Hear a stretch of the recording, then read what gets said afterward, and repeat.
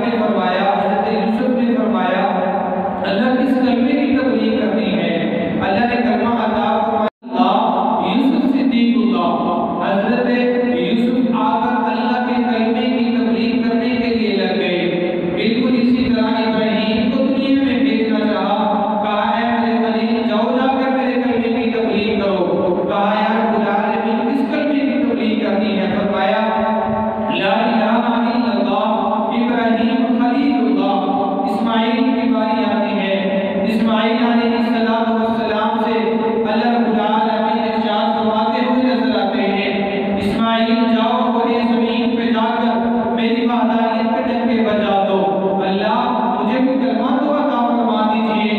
اللہ نے اسماعیل کو کلمہ عطا فرمایا ہے، لا الہ الا اللہ، اسماعیل ذبیح اللہ۔ حضرت یوسف بھی آ گئے، حضرت ابراہیم بھی آ گئے، حضرت اسماعیل بھی دنیا میں آ گئے۔ حضرت اسماعیل کے بعد اور انبیاء کا سلسلہ بھی جاری رہا۔ حضرت ابراہیم آئے، اللہ کی وحدانیت کا اعلان فرمایا۔ اسماعیل آئے، اللہ کی وحدانیت کا اعلان فرمایا۔ آدم آئے، اللہ کی وحدانیت کا اعلان فرمایا۔ اب اللہ نے حضرت موسیٰ کو بھیجا، کہا موسیٰ جاؤ جا کے میری وحدانیت کا اعلان اور اقرار دنیا میں پہنچا دو۔ کہا اللہ مجھے بھی کوئی کلمہ عطا فرما دیجئے گا۔ اللہ رب العالمین نے کہا جاؤ موسیٰ تیرا کلمہ یہ ہے، لا الہ الا اللہ، موسیٰ کلیم اللہ۔ حضرت عیسیٰ کو دنیا میں مبعوث فرمانا چاہا، اللہ نے کہا جاؤ جا کے میری وحدانیت کا ڈنکا بجا دو، اللہ مجھے بھی یہ کلمہ عطا فرما دیجئے گا۔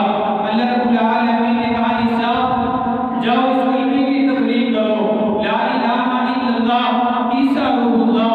اب تمام کے تمام انبیاء کا وہ پیشوا لاکھ انبیاء ہیں۔ اب ان انبیاء میں سے چند انبیاء کا ذکر میں نے آپ کے سامنے بطور نمونہ کے رکھ دیا، مطلب جتنے بھی انبیاء آئے ان تمام کو اللہ نے ایک کلمہ عطا فرمایا ہے، لا الہ الا اللہ۔ آدم صفی اللہ، لا الہ الا اللہ۔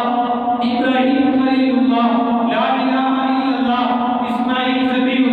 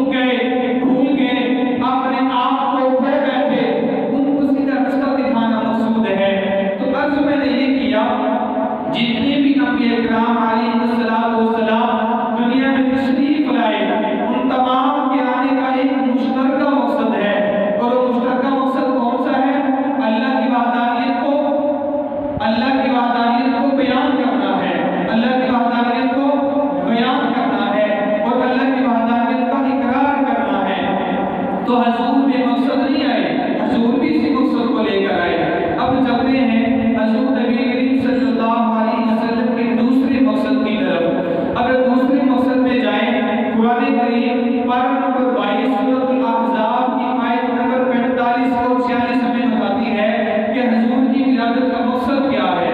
حضور بے مقصد نہیں آئے، بے مقصد تو میں نہیں آیا، آپ نہیں آئے۔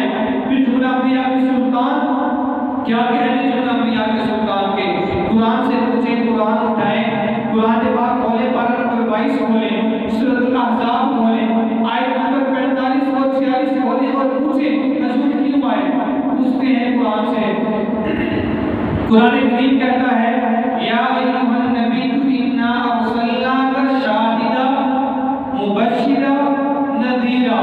تین خوبیاں اللہ کے محبوب کی قرآن کریم سورۃ الاحزاب کی آیت نمبر 45 میں ارشاد فرمائی، لیکن میں صرف دو خوبیوں کا تذکرہ کروں گا، وقت بہت کم ہے، میں صرف دو خوبیاں آپ کے سامنے بیان کروں گا۔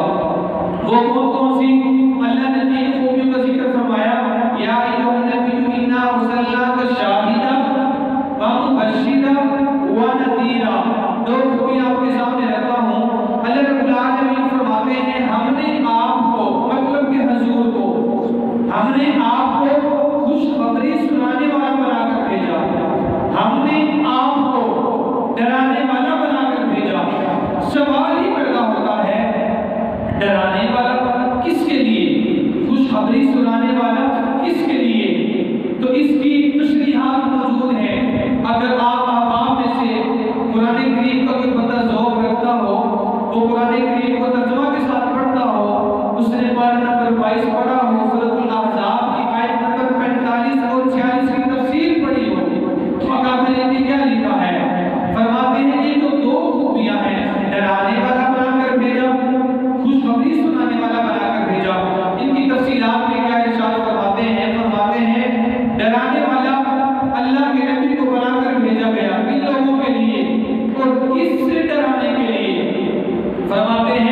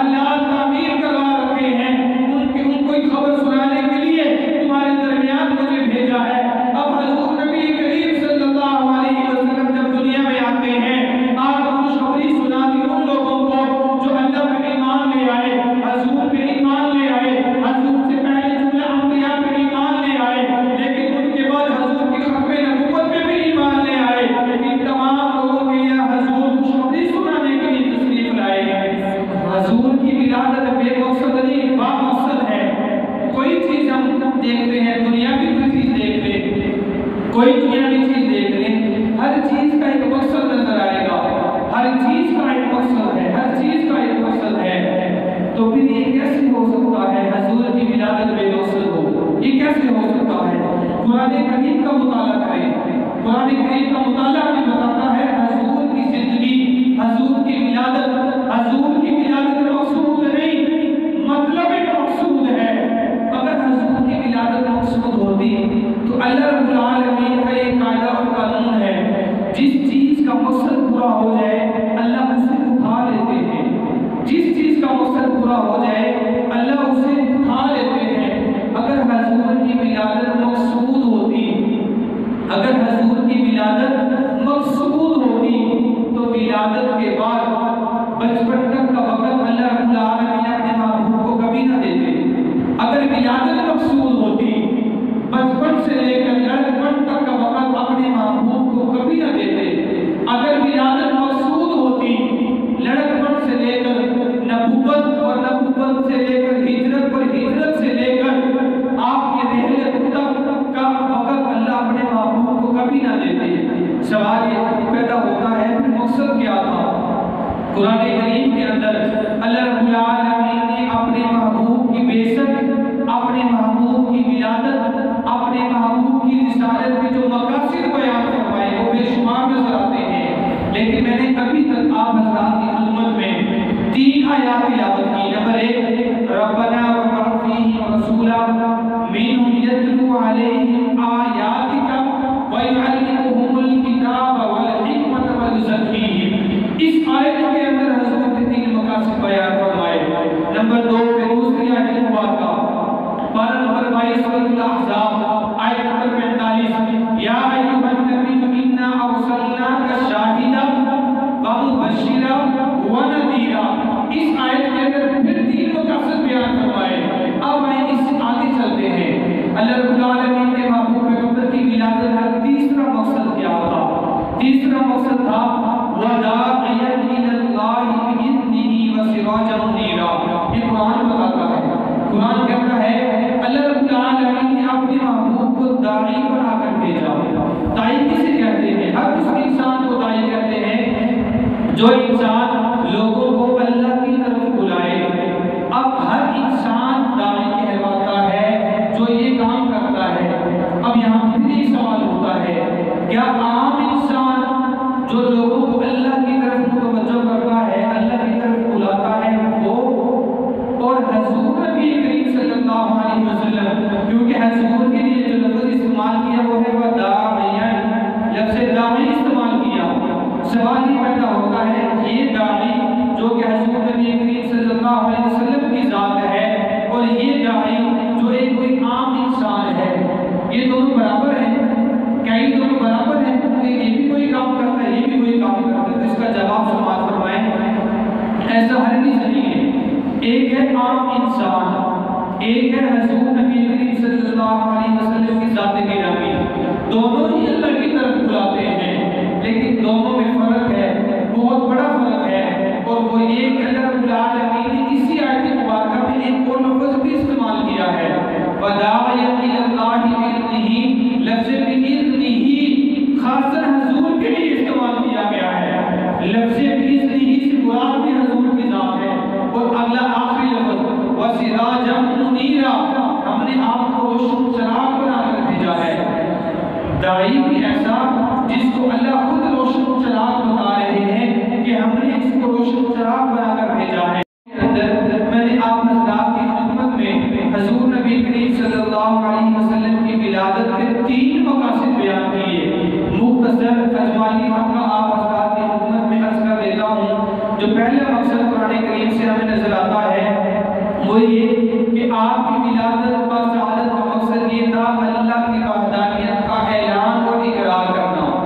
نمبر 2 پہ جو دوسرا آپ کی ولادت کا مقصد ہے، ولادت کا جو مقصد ہے، دوسرا مقصد اللہ رب العالمین نے یہ ارشاد فرمایا کہ ہم نے آپ صلی اللہ علیہ وسلم کو دنیا میں اس وجہ سے بھیجا کہ یہ جا کر لوگوں کو خوشخبری سنائیں اور لوگوں کو ڈرائیں۔ نمبر 3 پہ جو میں نے آپ